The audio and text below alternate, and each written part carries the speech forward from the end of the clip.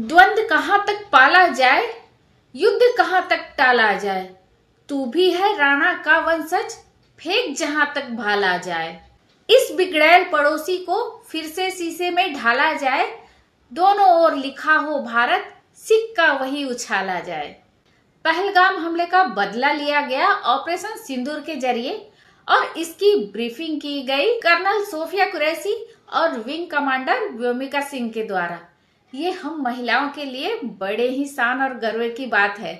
Generally होता यह है कि ऐसी घटनाओं की जानकारी सेना के मुख्यालय में स्थित ब्रिगेडियर स्तर के अधिकारी देते हैं। फिर ये दायित्व इस बार महिला स्तर के सैन्य अफसरों को क्यों दिया गया, ये प्रश्न आपके मन में भी आता होगा। तो चलिए इसकी जानकारी आपको देते हैं। पहलगाम में आतंकवादी लोगों को धर्म पूछ पूछ के मार रहे थे।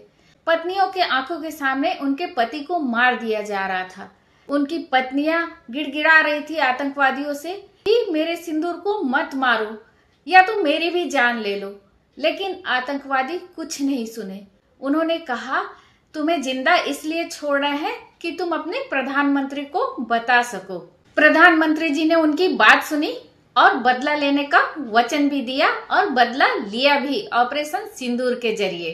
अब जब इसकी ब्रीफिंग कर्नल सोफिया कुरैशी के द्वारा की गई तो यह एक तरह से हमारा जवाब भी था कि महिलाएं कहीं से कमजोर नहीं है।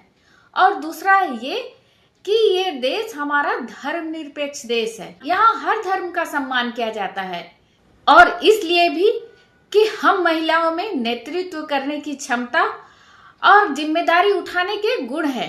अब शायद पाकिस्तान को एक चुटकी सिंदूर की कीमत का पता चल ही गया होगा। तो चलिए कर्नल सोफिया के बारे में कुछ और जानकारी देते हैं।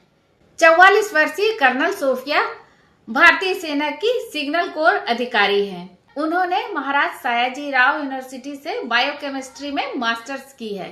2016 में बहुराष्ट्रीय सैन्य अभ्यास में सेना की टुकड़ी का नेतृत्व करने वाली ये पहली महिला अधिकारी हैं। हम सब महिलाओं को इन पे बहुत गर्व है। हमारी ओर से इन्हें बिग सैल्यूट।